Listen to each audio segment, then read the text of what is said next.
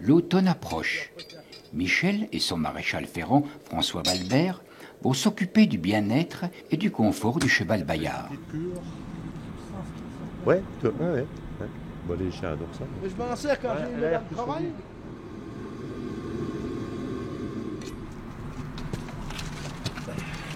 Avec son outil, François rogne le pied du cheval pour enlever l'excédent de corne afin d'ajuster très précisément le fer pour obtenir un bon équilibre. Il faut tailler la fourchette située sous le pied du cheval. Et c'est doucement que François opère parce que c'est la pompe à sang qui nourrit le pied du cheval et joue le rôle d'amortisseur.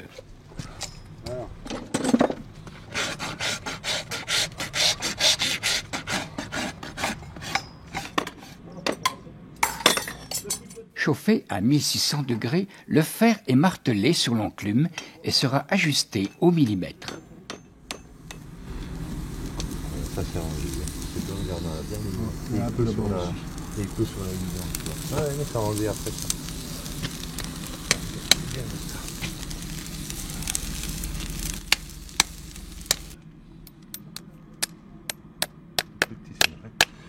C'est meilleur. C'est bien d'aplomb. 4 clous de chaque côté vont suffire pour maintenir parfaitement le fer. Lorsque le clou commence à sortir de la paroi extérieure, il est coupé et le reste est redoublé et aplati contre la corde. L'arbre du pinson.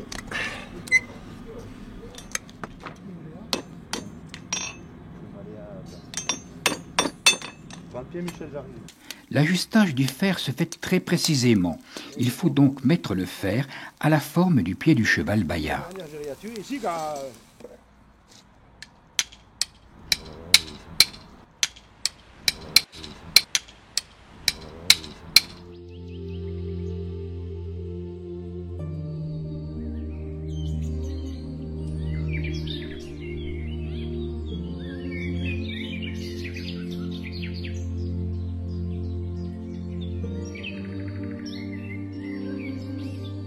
L'automne arrive. La forêt se pare d'une myriade de feuilles multicolores. C'est dans ce cadre magnifique et grandiose que Michel, accompagné de son cheval Bayard, vont entrer en action.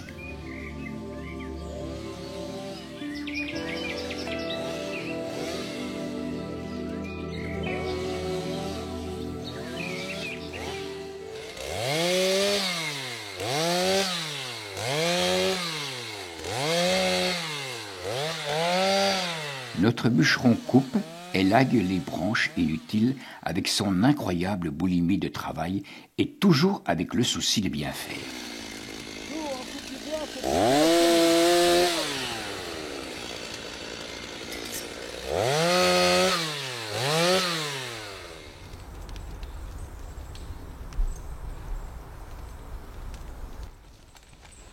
Faut faire gaffe, hein, savoir que ça va plat parce que dans les roches à leur site, tu mouillé comme c'est, tu fais des sacrés locunes. Pendant ces longues journées de labeur et d'un travail éreintant qui use physiquement, l'homme ne se plaint pas.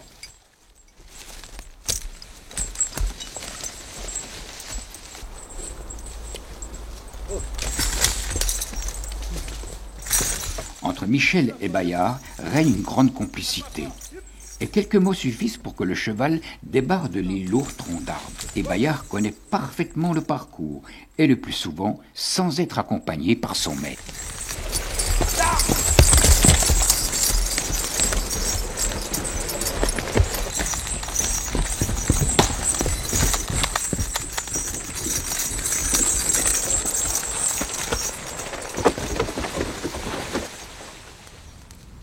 Je n'aurais jamais fait pour mon métier complet. Hein. Branches brûlées, quartiers de hêtre fendus sur place et bien arrangés en stère. Enfin du boulot bien fait, comme Michel aime souvent à le rappeler.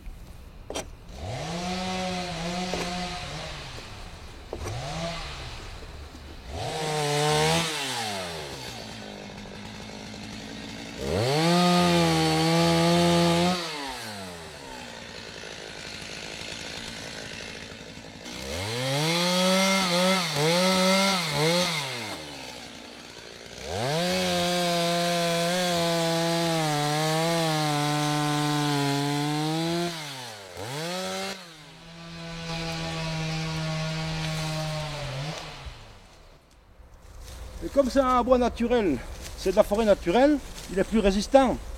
Il a un peu plié, moi je le redresse comme ça, et puis c'est parti. Et c'est pour ça, toi, tous les autres là, hop, on les redresse un petit peu, rien, hein, parce qu'ils ne sont pas déracinés. Hein. Et puis c'est reparti. C'est pour ça que tu as choisi de faire ça à l'ancienne, quoi. Hein? Ah, ouais, Bah oui, c'est pour préserver ton petit coin, quoi. Bah ouais, un peu partout. Hein. Moi, il y a la commune de Rulle représente plus de 4-5 000 hectares. C'est aussi bien ici qu'ailleurs. Hein. C'est pas. Et puis partout. Hein. Alors il faut couper les dominants, les gros, pour que le soleil y passe, toi, comme là. Et puis ça va faire pousser, ça va faire démarrer toute la jeunesse là.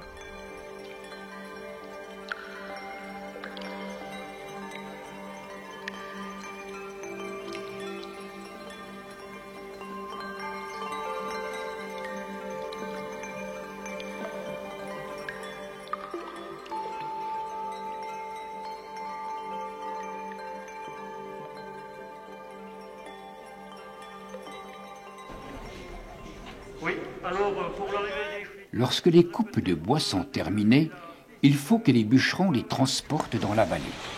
Il y a fort longtemps, la seule technique était le schlitage. Cette façon très spectaculaire qui consiste à descendre des bois coupés sur un gros traîneau qui glisse sur des rondins.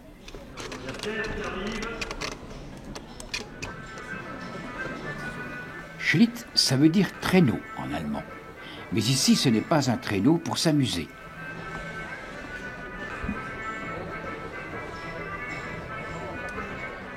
Jusqu'à 400 kilos de bois coupé descendu uniquement à la force des bras et des jambes.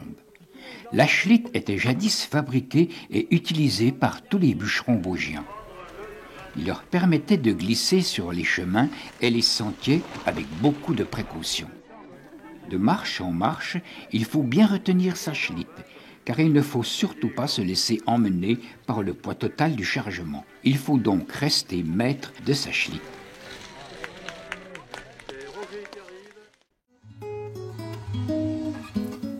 La dernière scierie à Auvers appartenant à la famille Montémont se trouve nichée dans la colline de Grand-Rue.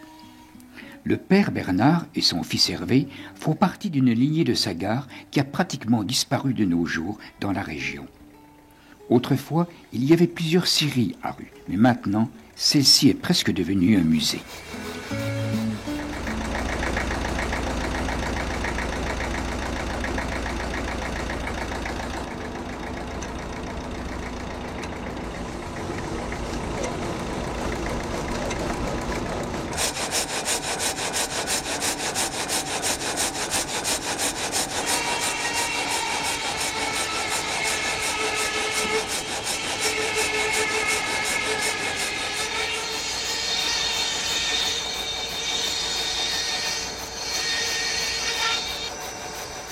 Les deux hommes sont un pan vivant de l'histoire de notre région. Ils sont pleinement conscients de faire un travail qui a complètement disparu. À eux deux, ils ne sont pas mécontents d'avoir su le préserver.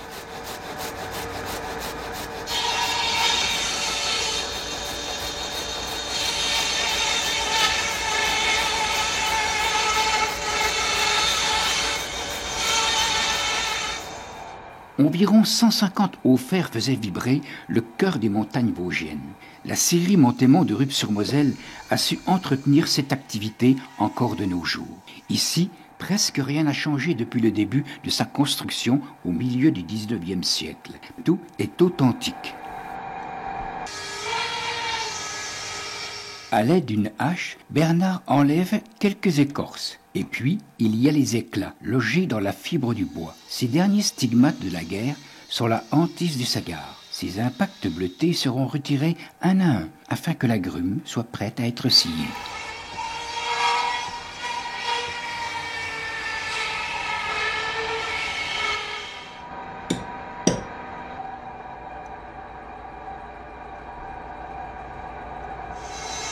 Le sciage exécuté par un haut fer est beaucoup plus propre, parce que la lame effectue un va-et-vient plus lentement. Et à la sortie de la ligne, les poutres et les planches n'ont plus à être rabotées. Un petit ponçage suffit, donc du travail bien fait.